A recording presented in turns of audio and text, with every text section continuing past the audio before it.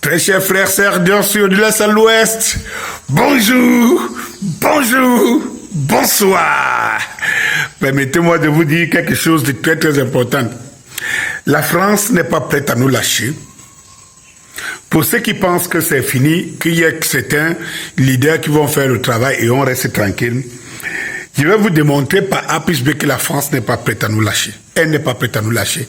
La France n'est pas prête à accepter que nous, les Africains, nous sommes des personnes à part entière. La France n'est pas prête. Quand vous voyez le rapport, c'est intitulé quoi? Attendez, hein, que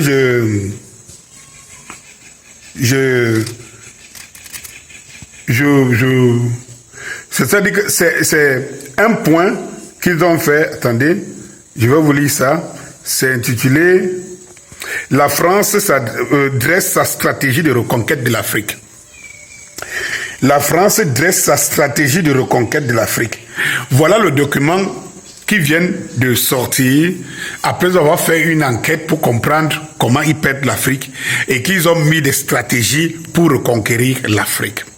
Et vous allez vous rendre compte que dans cette, non seulement le constat pour lequel ils perdent l'Afrique est biaisé, complètement biaisé, qui nous rend, qui nous infantilise encore, mais en plus, ce qu'ils donnent comme solution, c'est encore complètement à côté de la plaque.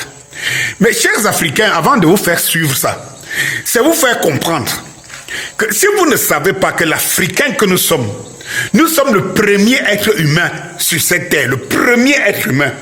Si vous ne comprenez pas que la première civilisation est africaine, si vous ne comprenez pas que la première spiritualité est africaine, et que les premiers cerveaux étaient africains, et que toutes les mythes chrétiennes et tout ce que vous connaissez spirituel occidental ont été calqués sous les doctrines africaines, et que petit à petit on a commencé à effacer l'Afrique et l'Africain comme le modèle sur lequel on s'est calqué. Ça veut dire qu'on a cloné le monde. On a cloné les humains, ou les humains se sont clonés ailleurs et ont décidé de tuer l'original et de démontrer à l'original que l'original n'existe pas. Si vous voyez des films où on efface souvent la mentalité, la mémoire des personnes pour les faire croire à autre chose, il y a plein de films qui tournent comme ça, mais en réalité c'est comme ça qu'on a pris l'Africain. Si nous les Africains ne nous rendons pas compte de ce que nous sommes, de la capacité que nous sommes, alors si c'est loin pour vous, c'est pour cela que vous devez nous soutenir au moment de soutenir la libération de l'Afrique. Ça, c'est de redonner à l'Africain que nous sommes sa vraie place dans le monde. Quand j'ai fini de le dire, je vais vous faire comprendre comment c'est. Il y a deux spécialistes qui parlent ici, qu'ils ont été pris pour faire ce travail qu'ils appellent travail de titan, mais écoutez-les attentivement. Écoutez d'abord cette dame. De plus, jusqu'à la dernière minute, nous avons dû suivre les évolutions au Mali, au Niger et dans d'autres pays. Mais c'était important de réaliser cette étude parce que l'Afrique est un continent en pleine mutation, qu'il dispose de grandes richesses dans tous les sens du terme et qu'il a un potentiel de croissance très important. Il est devenu le terrain d'affrontement direct ou indirect entre les grandes puissances. Dans cette lutte, il apparaît évidemment que la France doit se doter d'une nouvelle stratégie africaine. C'est dans cette optique que nous avons réalisé nos travaux. Je ne vais pas revenir sur tout le contenu du rapport, mais simplement évoquer en quelques mots, les points qui sont importants pour moi. Le premier sujet, c'est la raison de la perte d'influence de la France en Afrique. Les causes sont bien entendu nombreuses. Il y a d'abord notre propre responsabilité. Contrairement à nos concurrents, nous avons été incapables d'anticiper les mutations du continent. Nous nous sommes aussi enfermés dans le rôle de gendarmes de l'Afrique de l'Ouest. Pendant ce temps, nos concurrents stratégiques ont fait des affaires et gagné des parts de marché. Nous avons aussi démoli tout ce qui fonctionnait bien dans notre relation. Nous avons diminué par 10 le nombre de nos coopérants. Il y a moins d'écoles françaises, l'aide publique au développement ne touche plus assez directement les populations. Nos deux derniers présidents ont annoncé la fin de la politique africaine de la France et ce message a été très mal perçu par nos partenaires. Je pense que c'était une erreur. Ils ont d'ailleurs été rattrapés par les crises qui se succèdent en Afrique francophone avec le risque vu par de nombreux experts que le prochain califat islamiste n'émerge au milieu du Sahel.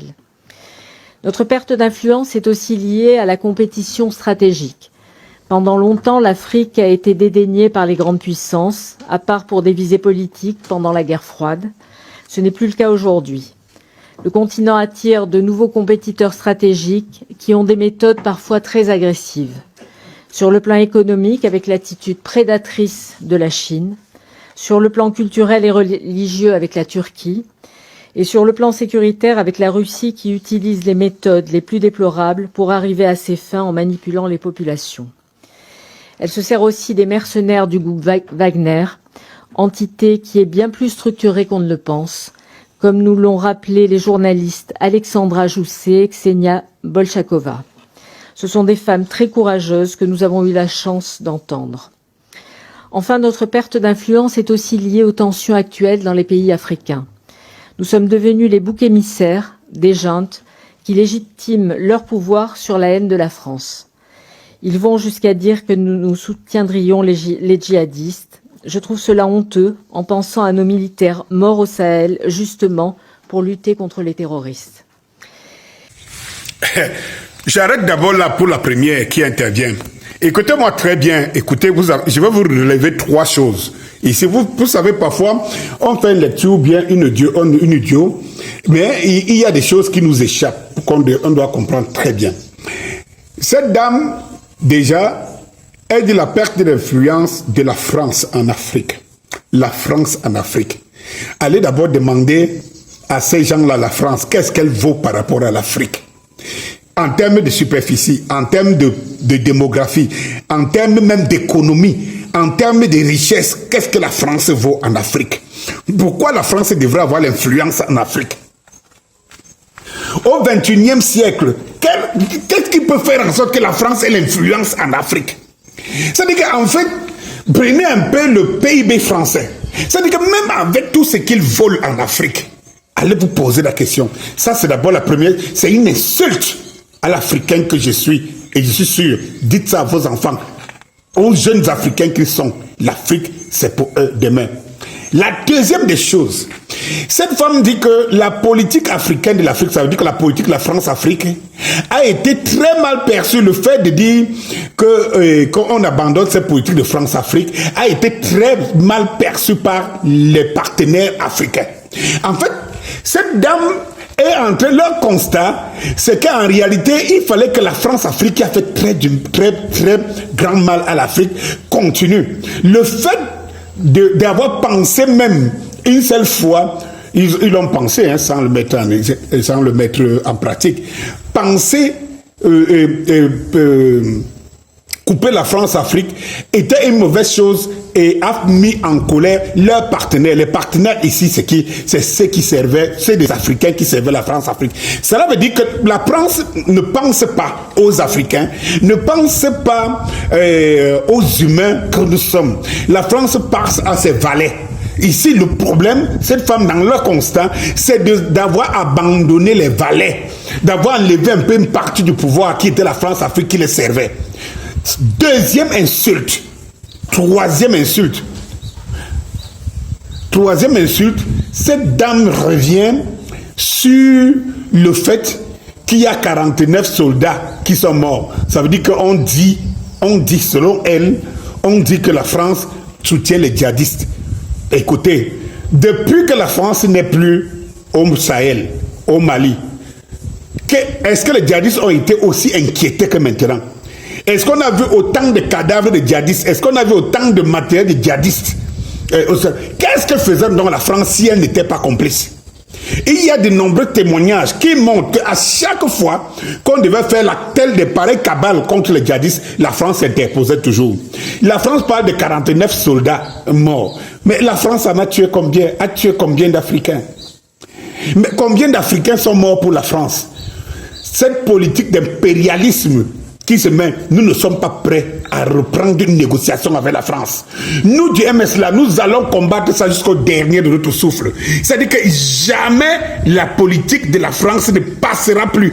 Parce que imaginez que même quand ces gens vont s'asseoir aujourd'hui sur la table, ils ne s'asseyent pas ils ne s'asseyent pas parce qu'ils ont compris. Ils s'asseyent pour changer de stratégie parce que pour eux les Africains ne grandiront jamais. Pour eux, les Africains restent les personnes primitives qu'on a exploitées, on exploite et on exploitera toujours.